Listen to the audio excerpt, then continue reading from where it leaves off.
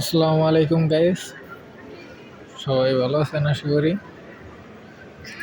এখন আমি আছি চাঙ্গি এয়ারপোর্টে। এখানে এয়ারপোর্টটা অনেক সুন্দর, একটি দেখার মতোই।